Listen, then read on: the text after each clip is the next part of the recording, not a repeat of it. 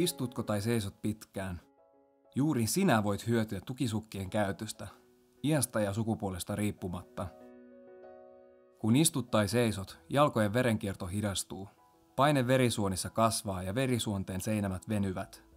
Tämä heikentää veren takaisinvirtausta estävien läppien toimintaa. Kun läpät eivät sulkeudu tiiviisti, verta virtaa takaisin alaspäin.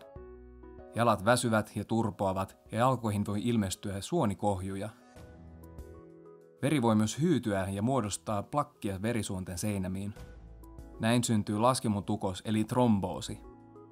Kun tukos estää veren virtauksen suonessa, kyseessä on veritulppa. Pahimmillaan veritulppa voi ajautua keuhkovaltimoihin ja aiheuttaa välittömän hengenvaaran.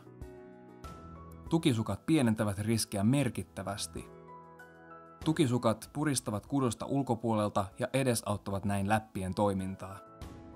Ole kuitenkin tarkkana, kun valitset itsellesi tukisukkia.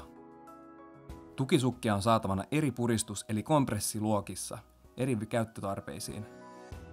Lääkinnällisissä tukisukissa kompression tulee ylittää 15 elohopeamilliä. Paineen tulee olla suurimmillaan nilkan kohdalla ja laskea polvea kohden. Vain tukisukat, jotka tuntuvat hyvältä ja napakoilta jalassa, saavat jalkasi jaksamaan.